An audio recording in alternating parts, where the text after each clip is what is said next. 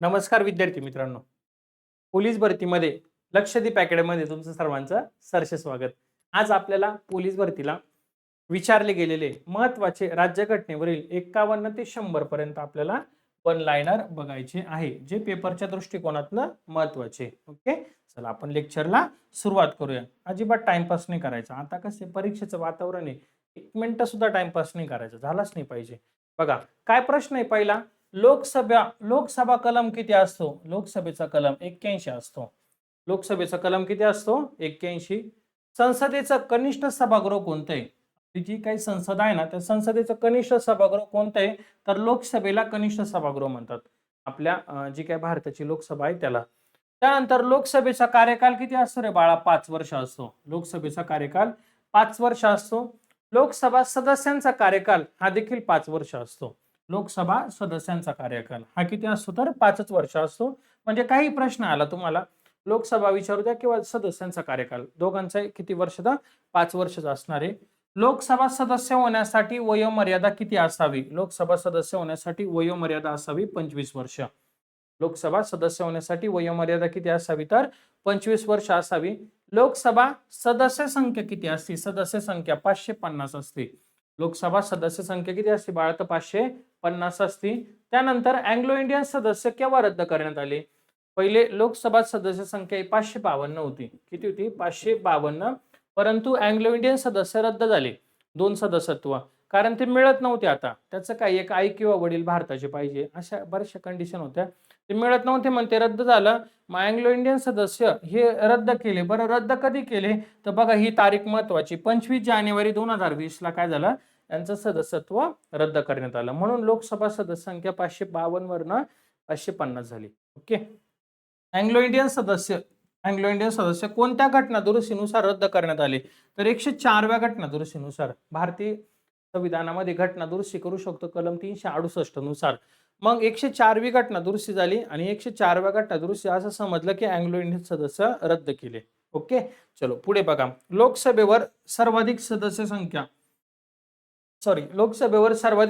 संख्या कोणत्या राज्याची रे? तर उत्तर प्रदेशची. किती सदस्य संख्या आहे? तर 80. किती? तर 80. लोकसभेवर सर्वाधिक सदस्य संख्या ही कोणत्या राज्याची? तर उत्तर प्रदेश, 80. ओके, चला पुढे बघा.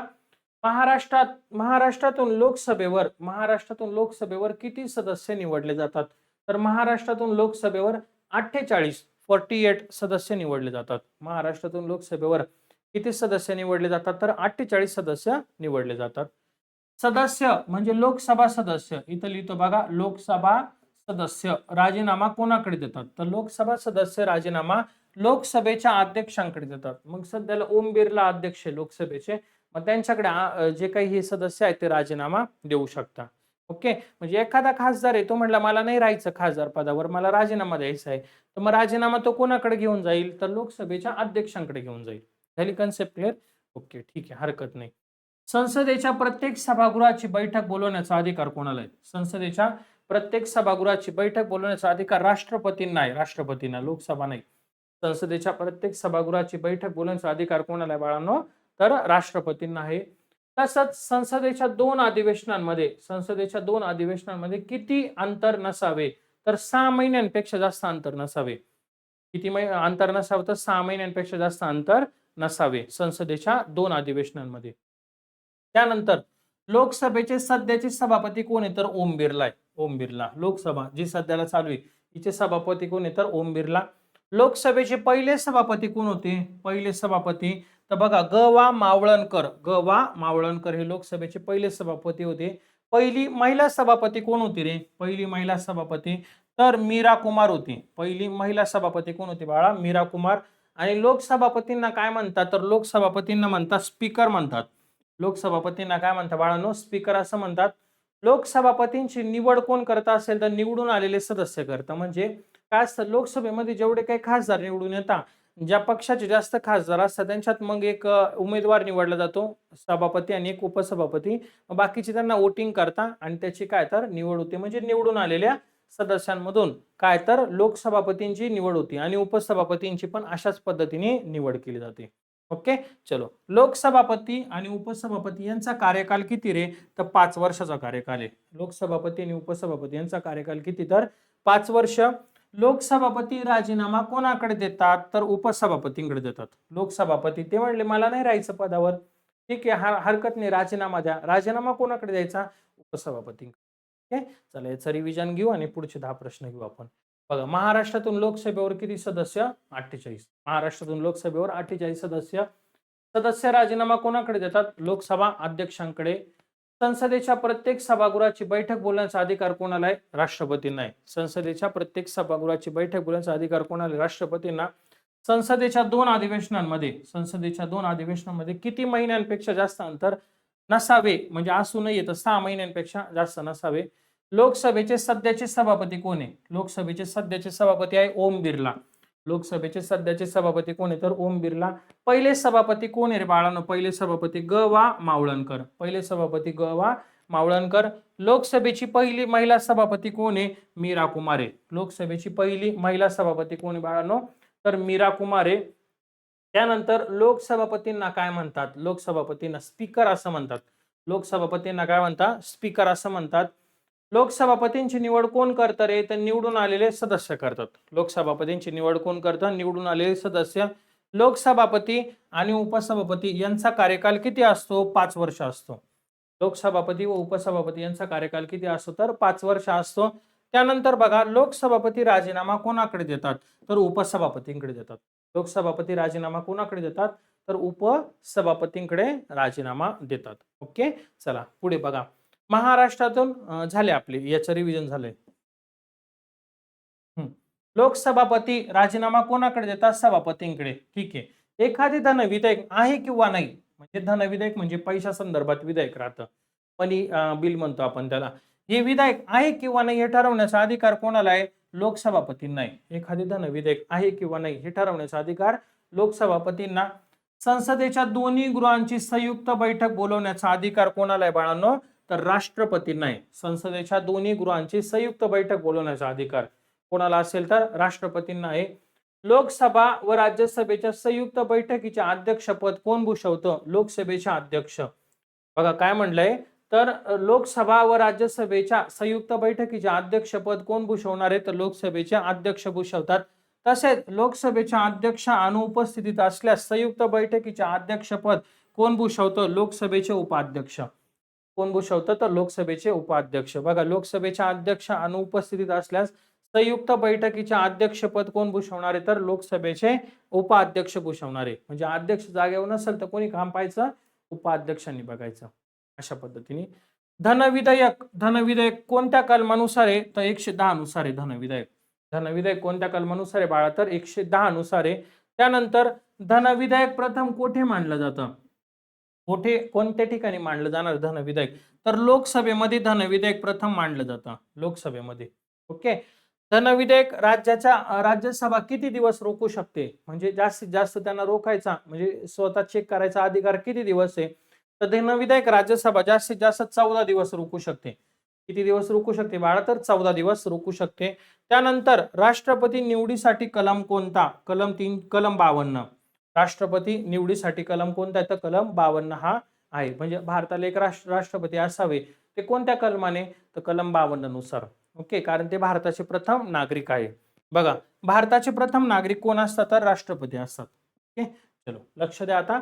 लोकसभेचे उपसभापती राजीनामा कोणाकडे देतात? सभापतींकडे. दोघं एकमेकांकडे अल्टरनेट करतात.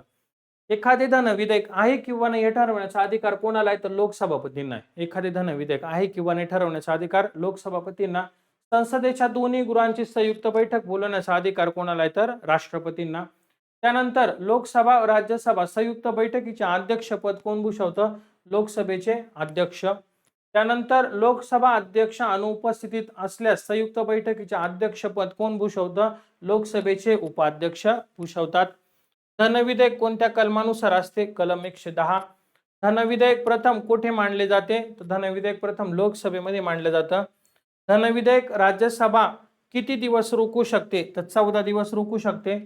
राष्ट्रपती निवडीसाठी कलम कोणता आहे? कलम 52. आणि भारताचे प्रथम नागरिक कोण आहे? तर राष्ट्रपती असतात. ओके. चला पुढे बघा.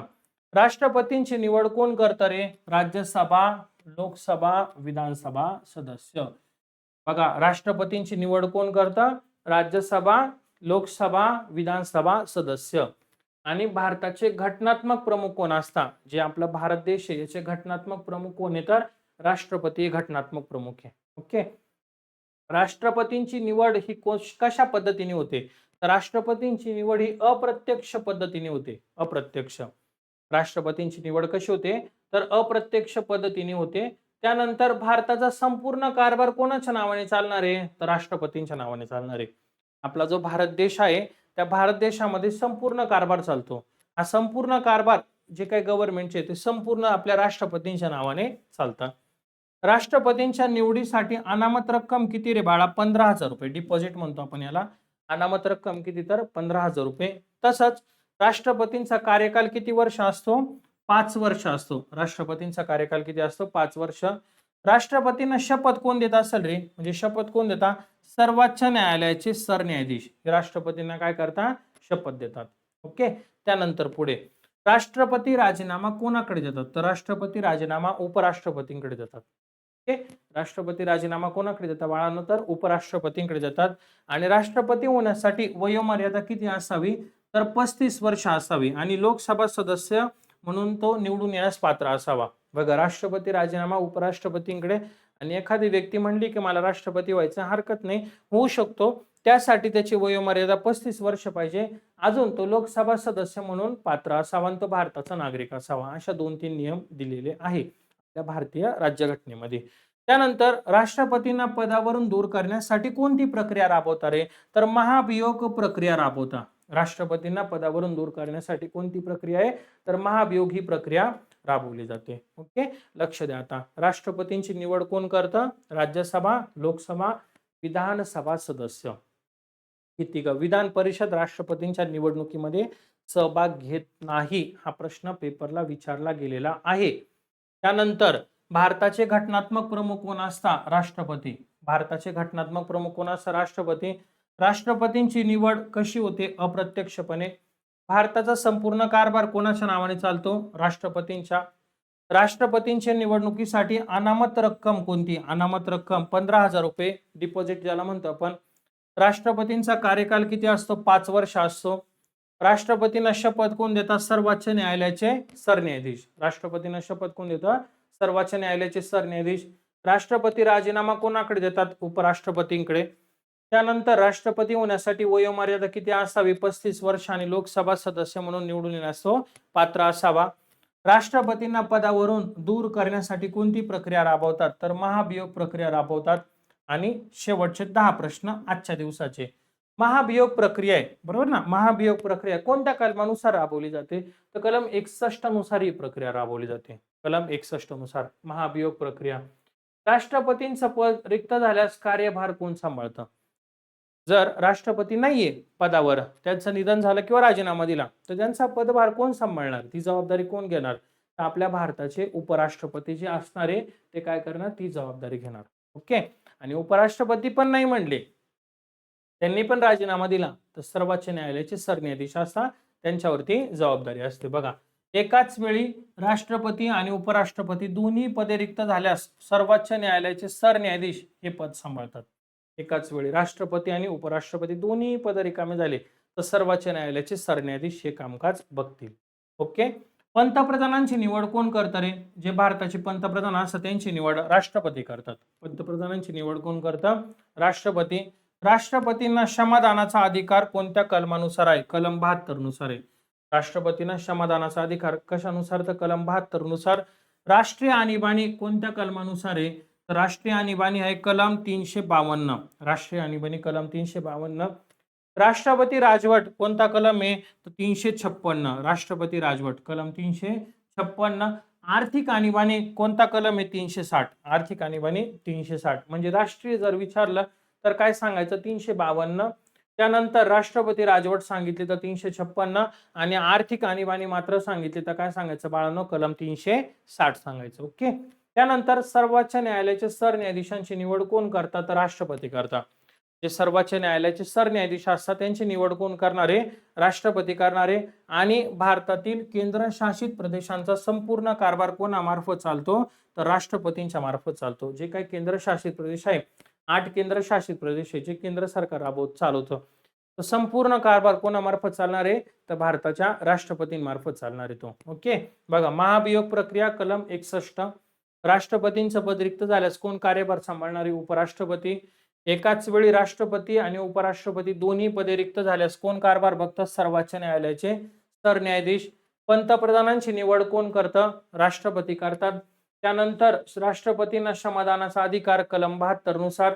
राष्ट्रीय आणीबाणी 352, राष्ट्रपती राजवट 356, आर्थिक आणीबाणी 360. हे 3 पाठ करून ठेवायचे, पेपरला प्रश्न येतो, नेहमी विचारलेले. त्यानंतर सर्वोच्च न्यायालयाच्या सरन्यायाधीशांची निवड कोण करतं? राष्ट्रपती. आणि भारतातील केंद्रशासित प्रदेशांचा संपूर्ण कारभार कोणामार्फत चालत असेल?